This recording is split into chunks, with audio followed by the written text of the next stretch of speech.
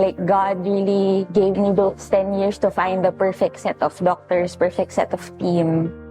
And I think God really wanted me to learn during the 10 years of waiting. So it was really a test of faith, a test of trust, and it was really a test of how far can I wait for this perfect time.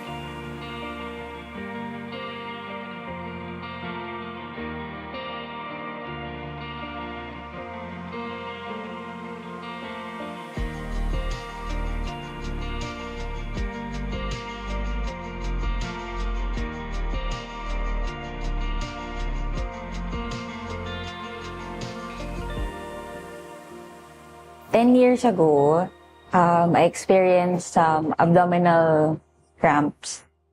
And then what I thought was just a normal abdominal cramps. When I had it checked, it was a tumor inside my right ovary. I had my right ovary removed. And then when we had it biopsied, we found out it's malignant. So that started it all.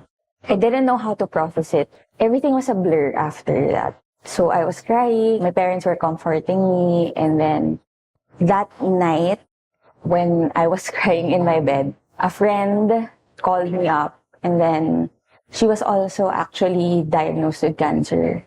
So she found out that I was diagnosed also.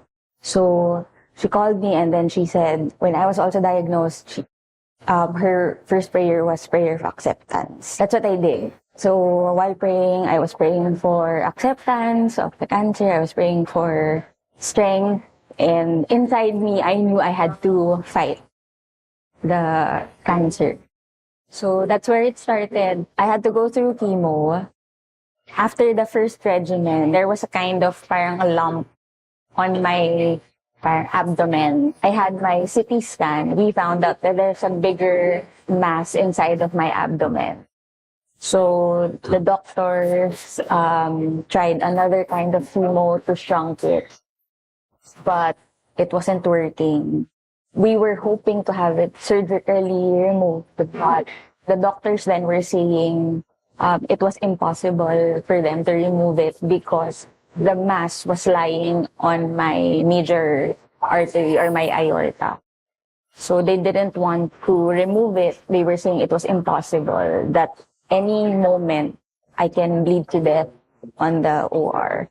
So we said, okay, let's not do it anymore and then do another session of chemotherapy, still hoping that it will shrink.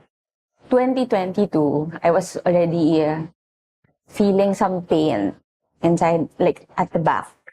So I have this pain that any paracetamol or any painkiller couldn't manage. I found another doctor, randomly. She interviewed me and all that.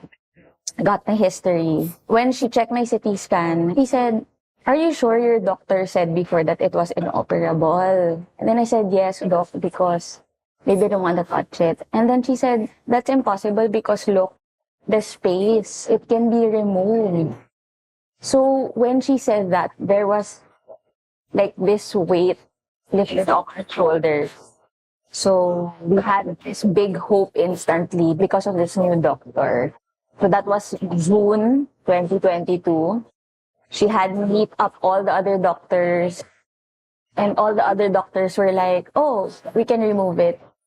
And that instantly, every doctor was very hopeful, very positive about it. So in a month's time, I did all the tests, meet up all the doctors. And then when that was done, after another month, we had it removed, the tumor. They took it out of me. It was pretty big. It was around 11 kilos. So when I saw the picture actually, I also couldn't believe that I was carrying that heavy load physically. Actually, for the 10 years, every time that I would hit my birthday, that's when I'm thankful the most because I didn't know I didn't know if I'm still going to celebrate another year or if I'm still going to celebrate another Christmas. So every year, our family would always pray our Thanksgiving for the new year.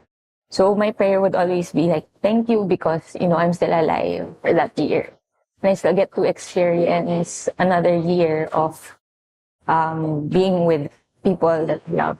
God also sent us a great support system, our family, our friends, the LOJ community. Ever since I was diagnosed, like I would always hear people, like whenever they approach me, like, we're praying for you, we're always here to support you. So I think that was also something that made me feel loved by God because people were there for us eh. It was really a blessing. Like God really gave me those 10 years to find the perfect set of doctors, perfect set of team.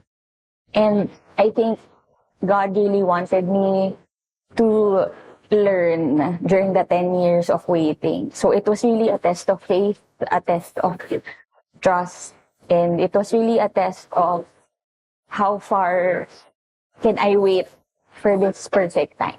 When I was, recovering, I was feeling so happy because I could fit into normal sized clothes. When the doctor said that I can do physical activities, I was so happy because I couldn't do any of that before. I couldn't go swimming. I couldn't go doing sports. I couldn't really work out the way that I wanted to. So now I'm feeling really happy that I was able to do it. I was able to go travel without, thinking if the people would treat me like I'm a special, like a pregnant person. I was able to go to the beach. I was able to go swimming again. So it was exhilarating to experience normal things that I used to do 10 years ago. Now, I'm still not yet done. I still have to go through another set of treatments, but I am claiming that this is already the last step so that I can really go back to normal routines in my life. So I said to myself, if I was able to wait for 10 years, why not for a few months more? For those who are experiencing sickness or any disease or illness, I pray that you have that prayer of acceptance inside of you. The more you accept it, the more it's easier for you to go through the trials that the Lord will be giving you. For those who want to, someone who's going through an illness, please continue to pray for them. Sometimes you don't need to check up on them every day, but your prayer is a big way of helping them already. Keeping them in your thoughts, that's already okay. And again, it's really the prayer that helps the most.